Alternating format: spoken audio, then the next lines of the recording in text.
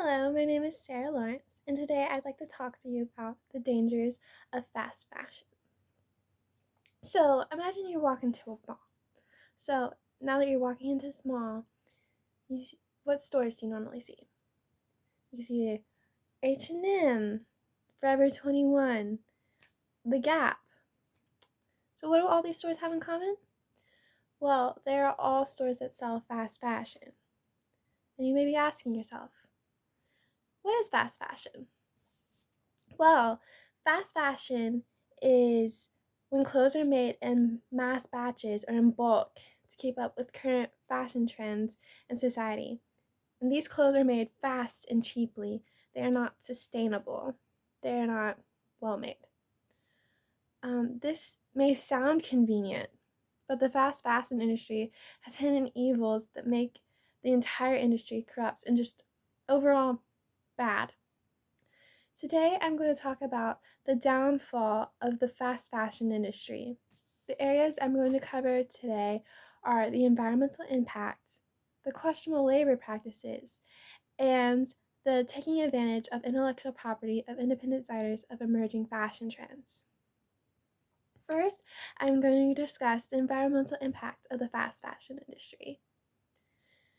The fast fashion industry has major impacts on the environment. The fast fashion industry has an excessive usage of water. And according to the Princeton website, the fashion industry consumes 1/10 of all water used industrially to run factories and clean products.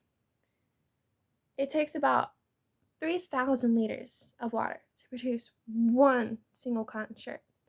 Now imagine producing millions of cotton shirts. That's a lot of water. And when using this water, it gets contaminated a little. Not to mention that the textile dyeing involves the use of harmful and toxic chemicals.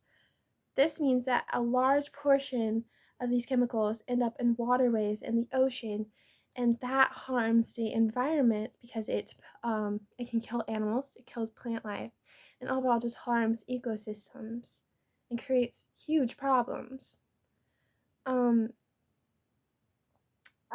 Again, according to UN Environment's program website, the second largest polluter of water globally is fast fashion. That's huge and that's terrible. The fast fashion industry produces many types of clothes using synthetic materials.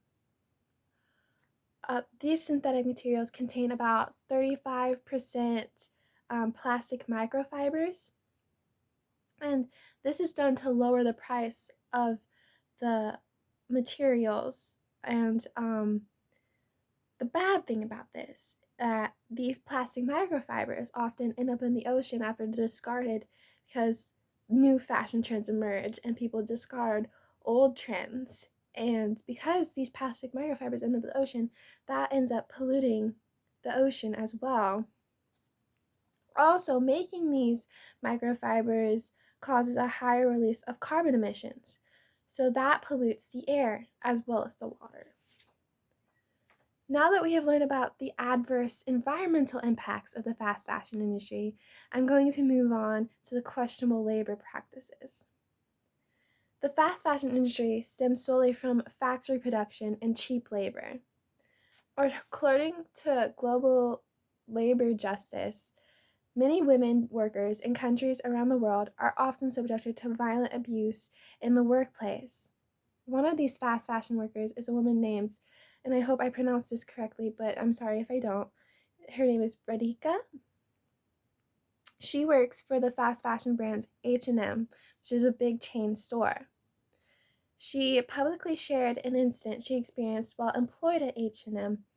She remembers that on August 27th, 2017 at 12:30 a.m., she said, "My batch supervisor came up behind me as I was working on the sewing machine. He yelled, 'You are not meeting your target production.' He pulled me out of the chair and I fell on the floor. He hit me, including my breast. He pulled me up and punched me to the floor again. he kicked me. This is an example of abuse that is common in the fast fashion industry, and that the fact that it is common is very sad, because these workers do not deserve to be abused. And I personally find this appalling and completely unacceptable. Workers never deserve to be abused under any conditions. The fact that this industry accepts this abuse and completely, like, just completely uses it to their advantage is unacceptable. But sadly, it keeps happening over and over again, because this fast fashion industry is a chain that just, it keeps going. And sadly, this is caused by a domino effect.